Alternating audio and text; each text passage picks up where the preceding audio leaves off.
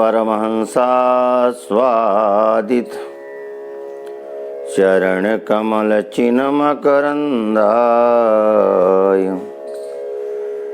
भक्त जन मानस निवासाय श्री लक्ष्मी नारायण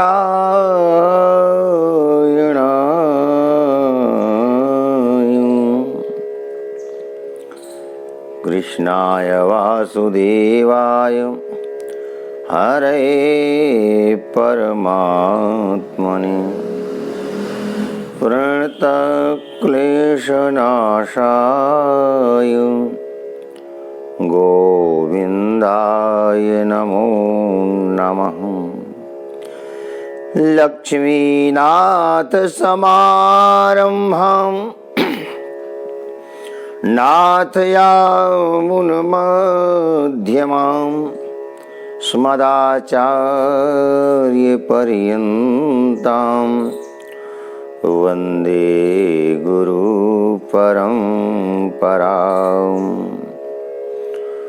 बोलिए सच्चिदानंद भगवान की जय, हनुमान जी महाराज की जय, शंकर भगवान की जय, राधा रानी सरकार की जय।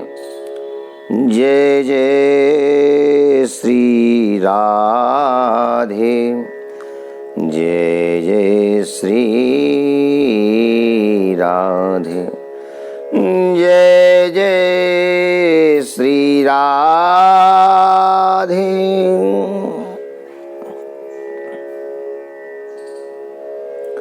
अनंत कोटि ब्रह्मांड नायक परात्पर जगदीश्वर अखिलेश्वर नंद नंदन भगवान श्याम सुंदर की वांगमयी प्रतिमूर्ति श्रीमद्भागवत महापुराण। भगवान भागवत के चरणों में अनंत वंदन प्रणिपात समर्पित करते हुए आइए समुपस्थित मेरी मातृशक्ति एवं मेरे भाइयों नन्हे मुन्ने बालकों सभी को वंदन प्रणाम।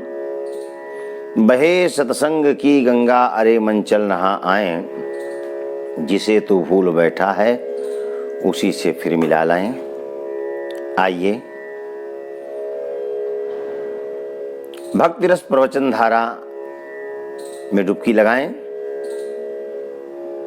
उससे पूर्व 2 बार भगवान नाम संकीर्तन करते हैं। पश्चात सब लोग गोते लगा करके, ज्ञान गंगे में गोते लगा करके, भक्ति रस धारा में गोते लगा करके, कथा गंगा में गोते लगाकर जीवन को धन्य बनाएंगे। गोविंद जय जय गोपाल जय जय, राधा रमण हरि गोविंद जय जय, राधा रमण हरि गोविंद जय जय, गोविंद जय जय, गोपाल जय जय, गोविंद जय जय, बोलो गोपाल जय जय, गोविंद जय जय, बोलो गोपाल जय जय, राधा रमण हरि गोविंद जय जय, राधा रमण हरि गोविंद जय जय। बोलिए बरसाने वारी की जय, यमुने महारानी की जय, मातृपितृ चरण कमलेभ्यो नमः। सर्वेभ्यो ब्राह्मणेभ्यो नमः, सर्वेभ्यो देवेभ्यो नमो नमः। यत् कीर्तनं यत् स्मरणं यदीक्षणं, यद्वन्दनं यच्छ्रवणं यदर्हणं, लोकस्य सद्यो विधिनोति कल्मषम् तस्मै सुभद्रास्रवसे नमो नमः। लोकस्य सद्यो विधुनोति कल्मषम् तस्मै सुभद्रा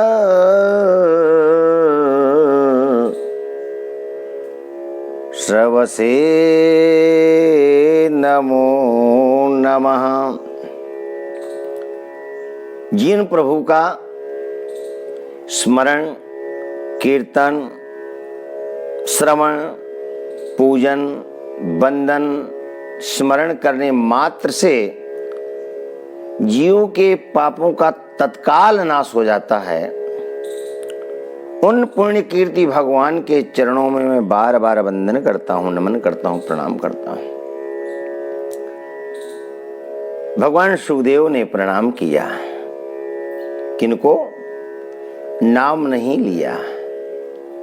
यत कीर्तनम, जिनका कीर्तन, यत स्मरणम, जिनका स्मरण, और यद वंदनम, जिनका वंदन। निर्गुण निराकार ब्रह्म के उपासक हैं भगवान सुखदेव, जो जीव मात्र का कल्याण करते हैं। तस्मै सुभद्रस्रवसे नमो नमः। निर्गुण ब्रह्म का दिव्य स्तमन किया भगवान सुखदेव ने। इतना ही नहीं, श्रियः पतिर्यज्ञपतिः प्रजापतिर धियां पतिर्लोकपतिर्धरापतिः पतिर्गतिश्चान्धक वृष्णि सात्वताम् प्रसीदतां मे भगवान सतां गति। जो लक्ष्मी के स्वामी हैं, यज्ञों के फलदाता हैं और प्रजा के रक्षक हैं, बुद्धि के प्रवर्तक हैं, लोकों के जो अधिष्ठाता हैं, पृथ्वी के जो उद्धार करता है, उद्धरता हैं, भक्तों के मानदाता हैं और वृषवंशियों के मंत्रदाता और रक्षक हैं। ऐसे ऐश्वर्य संपन्न भगवान मुझ पर प्रसन्न हो, ऐसा भगवान सुखदेव ने निवेदन किया। और इसके पश्चात जगद्वंद्य संत और अपने पूज्य पिता भगवान व्यास को वंदन किया, नमन किया। कल आप सब लोगों ने श्रवण किया था, भगवान सुखदेव ने प्रणाम किया अपने पिता को। भूतैर्महद्भिर् य इमा पुरो विभुर निर्मायसेते यदमूष पुरुषः भुङ्क्ते गुणान् षोडश षोडशात्मकः सोऽलङ्कृशिष्ट भगवान् वचांसि मे। 16 कलाओं से युक्त जो पंच ज्ञानेन्द्रिय, पंच कर्मेंद्रिय और पंच प्राण, इन 16 कलाओं से युक्त होकर विषयों का भोग भी करते हैं और सर्वभूत भगवान विषयों का भोग भी करते हैं। उन्हीं भगवान सर्वभोक्ता प्रभु से निवेदन करता हूं कि मेरी वाणी में बैठकर मेरी वाणी को अलंकृत करें। इस श्लोक का जो लोग नित्य जाप करते हैं, इच्छित फल की प्राप्ति होती है। इस श्लोक को जप करके अनेकों लोग व्यास गद्दी में बैठ करके भागवत धर्म का प्रचार और प्रसार किया और कर रहे हैं। बड़े बड़े महापुरुषों ने इस मंत्र का जाप किया है। जो बड़भागी चाहते हैं कि हम पर ग्रंथ की कृपा हो, सरस्वती हमारे जीवा पर विराजे, भगवान की अनुकंपा हम पर हो। उन बड़भागियों को और महत्वाकांक्षियों को चाहिए कि जिस प्रकार नित्य गायत्री का जाप करते हैं, गुरुमंत्र का जाप करते हैं, द्वादशाक्षर मंत्र का जाप करते हैं, उसी प्रकार कम से कम 108 नाम ये श्लोक का पाठ करें, जप करें, इच्छित फल की प्राप्ति होगी। और इसके पश्चात सुखदेव स्वामी ने कहा परीक्षित से, राजन, जिस प्रकार आपने हमसे प्रश्न किया सृष्टि विषयक, इसी प्रकार देवर्षि नारद ने पिता ब्रह्मा के समक्ष रख दिया प्रश्न। और भगवान सुखदेव ने देवर्षि नारद ब्रह्मा के संवाद के माध्यम से राजा परीक्षित के प्रश्न का समाधान करना उचित समझा। तो आइए देवर्षि नारद ब्रह्मा जी के पावन संवाद में प्रवेश करते हैं। एक समय की बात है, देवर्षि नारद लोकों में भ्रमण करते हुए यत्र तत्र सर्वत्र विचरण भ्रमण करते हुए, दर्शन करते हुए पिता ब्रह्मा के समक्ष पहुंचे। पिताजी के पास जाकर देखा, क्या पिताजी तो ध्यानस्थ थे, समाधिस्थ थे। बस क्या था, देवर्षि नारद के हृदय में प्रश्न का उदय हो गया, दर्शन शास्त्र का उदय हो गया। देवर्षि नारद ने कहा, ये क्या, पिता ब्रह्मा ध्यान में बैठे हैं, इसका मतलब ये हुआ कि इनसे भी कोई श्रेष्ठ देव है जिसका ये ध्यान करते हैं, जिसका ये स्मरण करते हैं, जिसका ये चिंतन करते हैं। मैं तो आज तक इनको ही जगत गुरु मानता रहा, जगत का नियंता मानता रहा, पर आज इन पिता ब्रह्मा जी को देख करके मुझे आश्चर्य नहीं, महद आश्चर्य हो रहा है। अभी यह सोच ही रहे थे कि ब्रह्मा जी की समाधि खुल गई। पिता ब्रह्मा को प्रणाम किया, नमन किया और कहा, पिताजी आप ये बताइए तत्वज्ञान का साधन क्या है, आत्मबोध कैसे हो, तत्वज्ञान कैसे हो, यह जगत किसके द्वारा प्रकाशित हो रहा है, इसको प्रकाशित करने वाले कौन है, और किसके अधीन ये जगत है, और किस में इसका लय होता है, ये बताएं। मैं तो आज तक आपको जगत गुरु मानता रहा, आप किसके अधीन हैं, इस जगत का सृजन कौन करता है, पालन कौन करता है, संहार कौन करता है। पिता ब्रह्मा मुस्कुरा गए, मंद मंद मुस्कुरा गए। पिता ब्रह्मा ने कहा, बेटा मैं तुम्हारा समाधान निश्चित रूप से करूंगा। बेटा जगत गुरु मैं नहीं, आप नहीं, कौन है। नेत्र बंद कर लिया ब्रह्मा जी ने, हाथ जोड़ लिया। तस्मै नमो भगवते वासुदेवाय धीमहि यन्मायया दुर्जया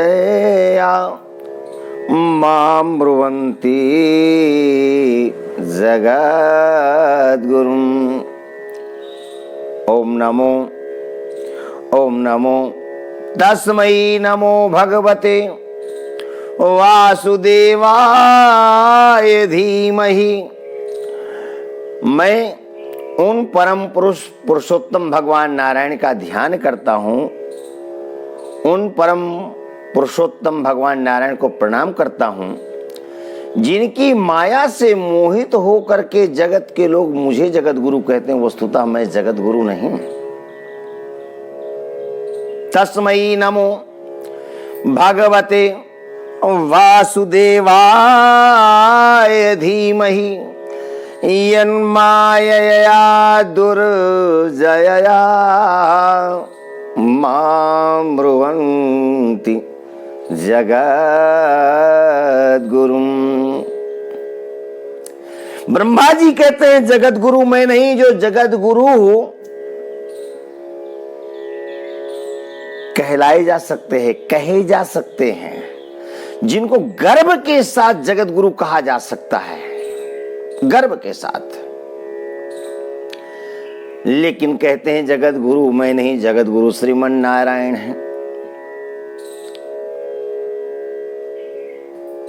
ब्रह्मा जी कहते हैं जगत गुरु मैं नहीं, पर आज समाज में जगत गुरुओं की भीड़ लग रही है। आज गुरु कम है, सदगुरु कम है, जगत गुरु ज्यादा है। आज तुलसी आपको नहीं मिलेंगे, कोई तुलसी बनना भी नहीं चाहता। नानक आज नहीं मिलेंगे, इतिहास के पन्नों मिलेंगे। आज कोई नया नानक पैदा ही नहीं होना चाहता, कोई कबीर बनना ही नहीं चाहता, कोई सूर मीरा तुलसी बनना ही नहीं चाहते। अद्भुत भक्ति किया चैतन्य महाप्रभु ने, अद्भुत भक्ति किया मीरा ने, अद्भुत भक्ति की कबीर ने, अद्भुत भक्ति तुलसी हो या नानक हो या अन्य कोई संत हो, भगवान को प्राप्त किया। भक्ति के द्वारा 3 ऐसे शरीर हैं जो दृष्टि गोचर नहीं, पता ही नहीं चला कहां गए। चैतन्य महाप्रभु का शरीर जगन्नाथ में ही समा गया, कबीर के शरीर का पता ही नहीं चला, मीरा का शरीर सशरीर परमात्मा में समा गया। हाँ, यद गत्वा न निवर्तन्ते तद्धाम परमं मम। भक्ति करने से वो लोग मिलता है जहां जाने के बाद फिर लौटना नहीं होता है। ब्रह्मा जी ने कहा, आगे कहेंगे मैंने परमात्मा का यजन किया तब मुझे तत्वबोध हुआ, ज्ञान हुआ। आज हम वह नहीं करते जो करना चाहिए। आज केवल यह है कि नाम के द्वारा हमको कितनी प्रतिष्ठा मिल जाए। हाँ, केवल शोहरत, दुनिया को उपदेश करेंगे और स्वयं के अंदर कितनी महत्वाकांक्षा। अभी 4-5 दिन पहले हम फेसबुक में देख रहे थे, कोई महाशय संकीर्तन करा रहे थे, नाम तो भगवान का था, पर उसमें वो महाशय क्या कह रहे थे, ये नाम लेने से हमारा याद आ जाए, हमारी याद आ जाएगी, और जब हमारी याद आएगी तो परमात्मा की याद आ जाएगी। है ना, जनता से पूछ रहे महोदय, बहुत बड़ी महत्वाकांक्षा। हम क्या समाज को संदेश देना चाहते हैं? क्या अयम ही नारायण दास दास? दास बनने से क्या परमात्मा की प्राप्ति कलयुग में नहीं होती है? क्या जगत गुरु बनने से ही परमात्मा की प्राप्ति होती है? आज प्रतिस्पर्धा चल रही है, प्रतिस्पर्धा, पर हम इस खिचड़ी में नहीं पड़ना चाहते हैं। कोई पतन अपना करे, करता रहे। लेकिन भागवत धर्म यही कहता है कि अयम ही नारायण दास दास। कुछ शब्दों का बोध हो जाना, कुछ शब्द संचय कर लेना, इतना ही आलम नहीं है। नहीं, समाज सब कुछ आज जानता है। हाँ, हम कैसे भी अपने को सिद्ध करें, कर देंगे। पब्लिक भी, जनता भी, श्रोता भी, भक्त भी सोचेंगे ठीक है आपका मामला है, लेकिन हमें स्वयं अपने अंतर हृदय में जाकर के सोचना चाहिए, पूछना चाहिए, क्या भगवान से हम बड़े हो गए? ये ब्रह्मा से हम बड़े हो गए? हाँ, कृष्णम वंदे जगत गुरु, कृष्णम वंदे जगत गुरु। रामायण में भगवान राम को जगत गुरु कहा गया, वाल्मीकि रामायण में भगवान राम को जगत गुरु कहा गया। हम उन प्रभु के दासानुदास हैं। और यदि कृष्णम वंदे जगत गुरु और हम भी जगत गुरु लिखते हैं तो कहीं ना कहीं हम अपने आप को परमात्मा के समान समानता देना चाहते हैं? नहीं, सेवक सेवक होता है, स्वामी स्वामी होता है। सीखना है भरत जी से सीखिए। भरत जी कहते हैं, सब ते सेवक धर्म कठोरा, सिर भर जाऊं उचित असमोरा। क्या भारत से ज्यादा श्रेष्ठ हम हो गए या उनसे ज्यादा श्रेष्ठ हमारी भक्ति हो गई? जो प्रयाग की भूमि में जाकर के कहते हैं, अर्थ धर्म नहीं काम रुचि गति न चाहो निर्माण, जन्म जन्म रति राम पद यह वरदान न आन।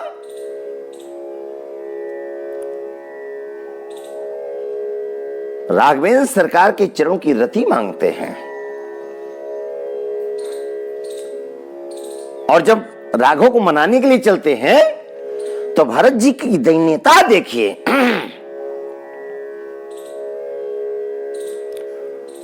मानस में बाबा तुलसी को लिखना पड़ा है? तात भरत तुम सब विधि साधु।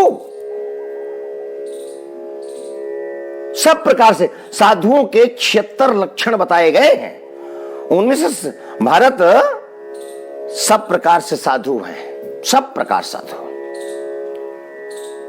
ये डिग्रियां एक अहंकार का द्योतक हैं और अहंकारियों कुछ नहीं कहा जा सकता है। पर भक्त की दैन्यता यही है कि भरत जी कहते हैं, सिर भर जाऊं उचित असमोरा, सब ते सेवक धर्म कठोरा। जहां पर मेरे राघवेंद्र सरकार के पाद पद्म परे हों और उन्हीं पाद पद्मों के ऊपर मैं भी अपने पैर रख करके चलूं, तो मुझे और मेरे ईश्वर में अंतर क्या रहा? स्वामी सेवक में अंतर क्या रहा? हाँ, धर्म कहता है कि जहां पर मेरे स्वामी के पाद पड़े हों वहां पर मेरा सिर पड़ना चाहिए। सिर भर जाऊं उचित असमोरा, सब ते सेवक धर्म कठोरा, सब ते सेवक धर्म कठोरा।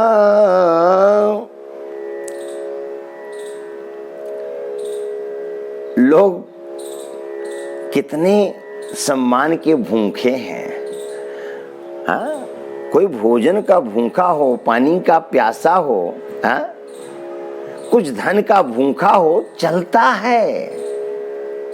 पर सब अपने आप को परमात्मा ही बनाना चाहते हैं। कृष्णम वंदे जगत गुरुम, बस इसके अतिरिक्त सब दासानुदास हैं। भाव ये होना चाहिए। कथा के मध्य में हमने एक दिन कहा था कि भक्ति में 5 बाधक हैं। जातिर विद्या महत्वम चा रूप यौवन में वचा। भक्ति में 5 बाधक हैं। अयत्न पूर्वक इनसे बचना बचना बचना। जातीयता का अहंकार नहीं होना चाहिए। जातीयता का अहंकार होगा, परमात्मा के कृपा से वंचित हो जाओगे। राघवेंद्र सरकार का डिम डिम उद्घोष है। सबरी से राघवेंद्र सरकार कहते हैं, सबरी कहा रघुपति सुनु भामिनी बाता,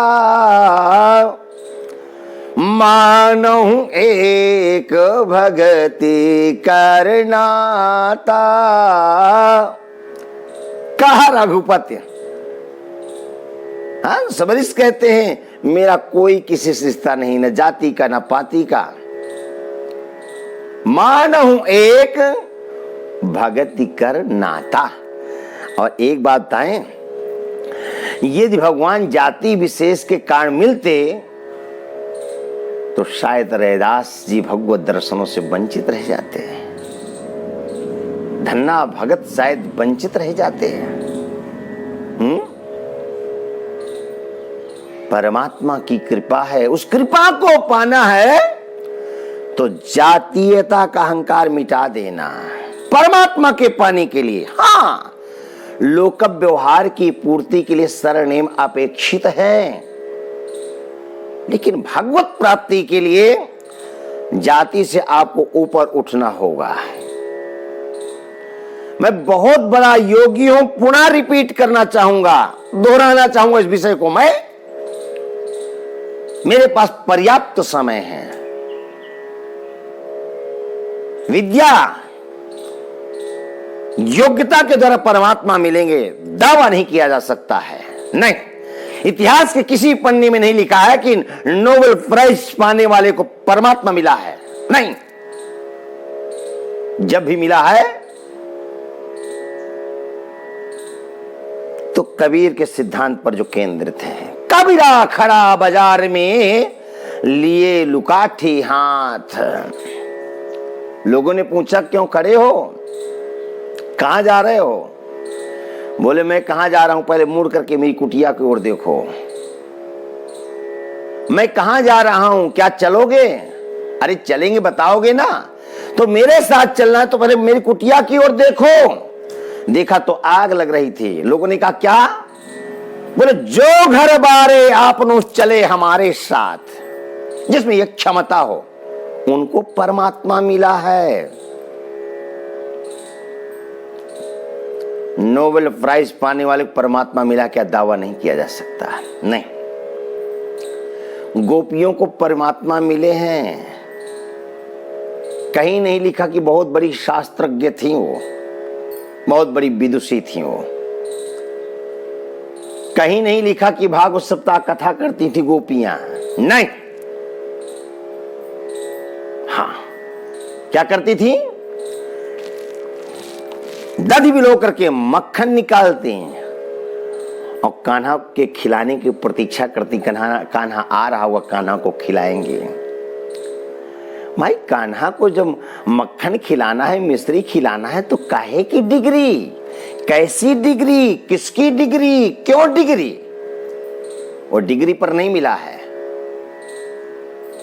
वो मिला है मात्र समर्पण पर, वो मात्र मिला भक्ति पर।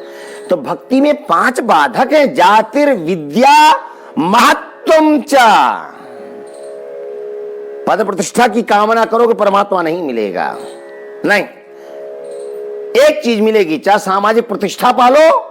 और आचार्य वल्लभाचार्यपाद कहते हैं प्रतिष्ठा सुकरी विद्या।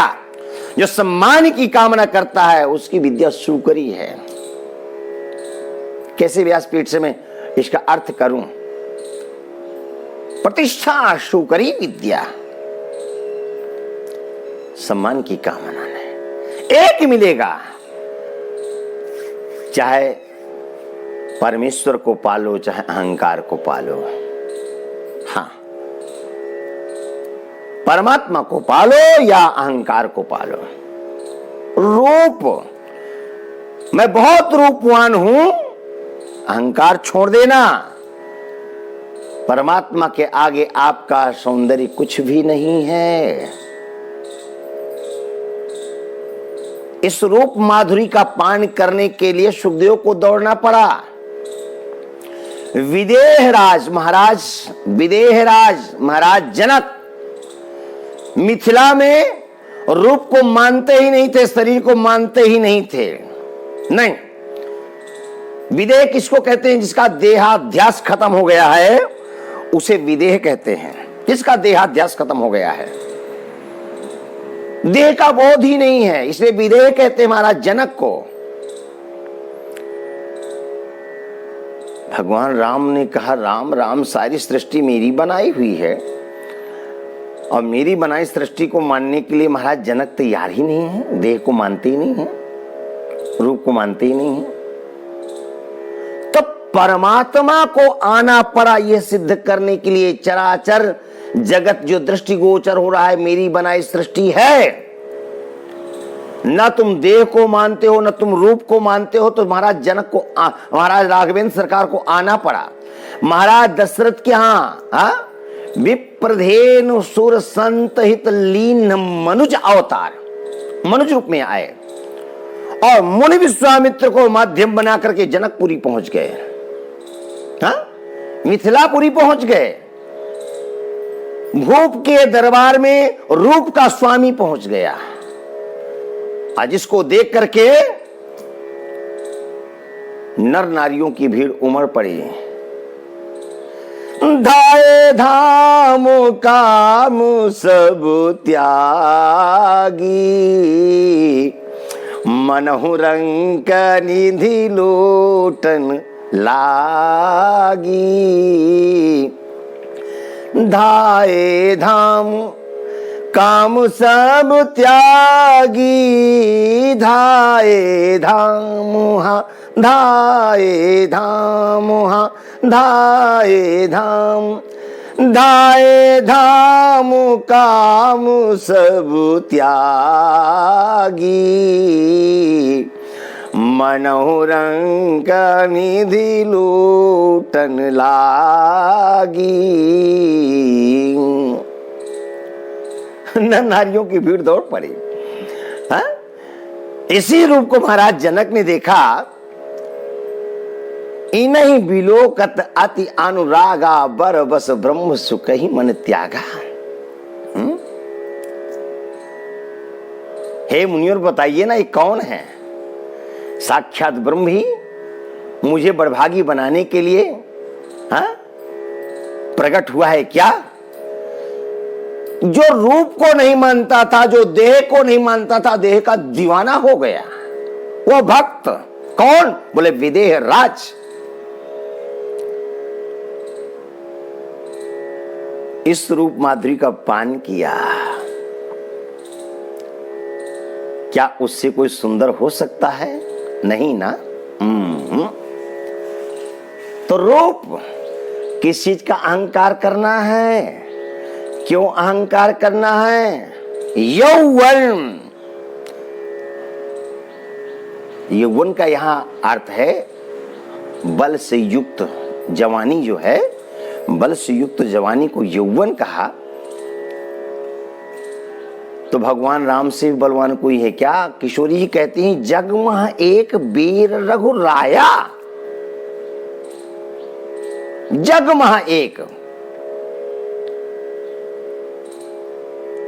और जामवंत जी को खुश करने के लिए रामावतार में द्वंद्व युद्ध की याचना किया था जामवंत जी ने। राघवेंद्र सरकार ने कहा तो सही है, आप मांगो, मांगने में देरी होगी, देने में देरी नहीं होगी। पर जब मांगा द्वंद्व युद्ध तो भगवान राम ने कहा, स्वामी सेवक के बीच में कैसे संभव है? कृष्णावतार की प्रतीक्षा करो। और कृष्णावतार में भगवान आए, वहा करके 27 दिनों में एक एक हड्डी ढीली कर दिया, नस नस तोड़ दिया, हाथ उठा दिया, तब स्वीकार किया। जग महा एक वीर रघुराया। तो भगवान से बलवान कोई हो सकता है क्या? अहंकार मिथ्या है। कुछ दिन की जवानी होती है, हो सकता है तरह तरह के पौष्टिक पदार्थों के द्वारा तुम शक्तिशाली बन जाओ, पर यह शक्ति हमेशा स्थिर नहीं रहती है। नहीं, मैं अपनी जीवन की घटना बताता हूं। हमारे गांव जन्मभूमि के निकट एक गांव महुआ गांव। तो महुआ गांव में प्रतिवर्ष दंगल हुआ करता था। बड़े बड़े पहलवान आते थे और पहलवान आकर के लड़ते थे। तो उनमें से एक पहलवान विद्यासागर। अब हम छोटे छोटे थे, बड़ी भयंकर भीड़ होती थी, जल्दी आगे पहुंच भी नहीं पाते थे, टिकट आदि की व्यवस्था नहीं होती थी। तो कभी इधर कभी उधर, कभी दंगल देख भी पाते थे, कई बार देख भी नहीं पाते थे। ऊंचक कुचक करके देखने का प्रयास करते थे, लेकिन फिर भी छोटे थे, नहीं देख पाते थे। थोड़ी बहुत पैसा लेकर के जाते थे तो गन्ना आदि लेकर चूस के चले जाते थे। लोग कहें दंगल देखा है, बोल देखा है, ढंग से देख भी नहीं पाते थे। सिंघाड़ा बिका करते, सिंघाड़ा खा के चले जाते थे। गांव से चित्रकूट पढ़ने गए, वहां से वृंदावन आ गए। और कुछ समय पूर्व, कुछ समय क्या हम समझते हैं 20 वर्ष तो हो ही गए, कथा करने गए प्रयागराज। तो प्रयागराज में जहां कथा हम कर रहे थे, हम जहां ठहरे हुए थे, तो आयोजक महोदय एक बंदा को भेजते, वो हमारे पैर आदि आके दबाते। यद्यपि यह हमारे जीवन का शौक नहीं है, हम ये सब पसंद नहीं करते हैं, पर वो आकर पैर दबाएं तो इधर उधर खिसक कर बैठ करके तो उनकी घोटू दुखे। 2 दिन निकल गए, तीसरे दिन पैर दबा रहे थे। मैंने कहा क्यों परेशान होते हो आप, हमसे उम्र में बहुत बड़े हो, बहुत छोटे हैं और हमको संकोच होता है। कथा करना एक अलग बात है, पर व्यास गद्दी तक व्यास है, बाकी हम बच्चे ही हैं। अरे नहीं महाराज जी, हमारे जो रिश्तेदार हैं, आपके यजमान हैं, उनका कथन है कि महाराज जी। अरे हमने कहा ठीक है, हम कह देंगे। पैर दबा गए, लेकिन वो पैर दबाए। तीसरे दिन हम बैठ गए। मैं कहा ये बताओ पहले आपका परिचय क्या है। बोले महाराज जी मेरा गांव महुआ गांव है, आपने सुना होगा। हमने कहा हाँ हाँ सुना है, सुना ही नहीं, हम गए हैं। बोले महाराज जी आप वृंदावन से? और अरे हमने कहा हम वृंदावन तो पढ़ने के लिए गए, वो हमारी कर्मभूमि जन्मभूमि तो यही है। बोले कहाँ? हमने कहा सगवारा गांव है। आप सगवारा के? हमने कहा। बोले महाराज जी आपने महुआ गांव जाकर के कभी दंगल देखा? हमने एक बार नहीं अनेक बार, और अपनी आप बीती बता दी। हमने कहा बहुत देखने का प्रयास करते, कई बार तो देख ही नहीं पाते थे। तो मैंने कहा आप कहां से? बोले महुआ गांव से। मैं कहा आपका नाम? बोले मेरा नाम विद्यासागर है। तो हम थोड़े खिसके पीछे। उसने कहा महाराज क्या हुआ? मैं कहा विद्यासागर आप वही जो कुश्ती लड़ते थे पहलवान थे? बोले हाँ महाराज। अरे हमने कहा क्या तुम भी झूठ बोल रहे हो यार, वो इतने नामी, बहुत चर्चित, प्रतिष्ठा संपन्न, और वो आकर के हमारे पर। बोले महाराज जी क्या आश्चर्य हो गया, समय समय की बात है। मैं विद्यासागर हूं, ये मेरे रिश्तेदार हैं जहां आप कथा कर रहे हैं। मैंने कहा ये सब क्या? तो सारी आप बीती उन्होंने बताया।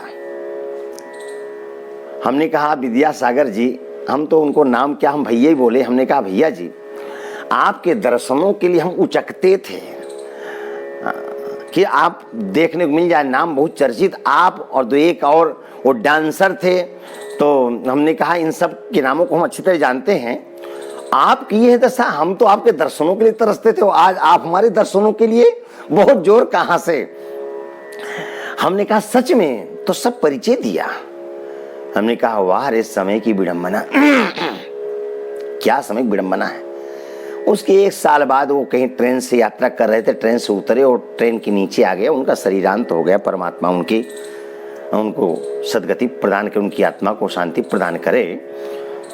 तो हमने कहा वाह कितनी बलवान, बड़े बड़े वीरों से लड़ते थे, योद्धाओं से लड़ते थे, और हम इनके दर्शनों के लिए तरसते थे, मिलने के लिए, और आज ये आकर के पैर दबा रहे हैं। तो भाई ये जो बल मिला है, जो पौरुष मिला, जो शक्ति मिली है, स्थायी नहीं, ये नाशवान है।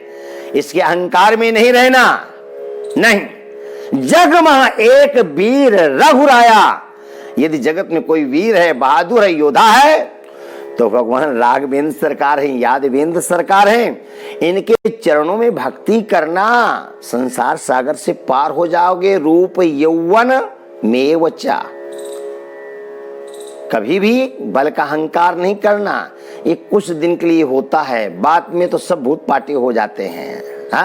ना काहू से दोस्ती, ना काहू से बैर। यदि कोई अविनाशी है, सत्य है, तो भगवान नाम का आश्रय लेकर के जीवन की गति को गति दो। परमात्मा के चरणों को पाना है। आज की भी कथा को यहीं पर विश्राम देंगे। आइए 2 बार भगवत नाम संकीर्तन करते हैं और कथा विश्राम देते हैं। गोविंद जय जय।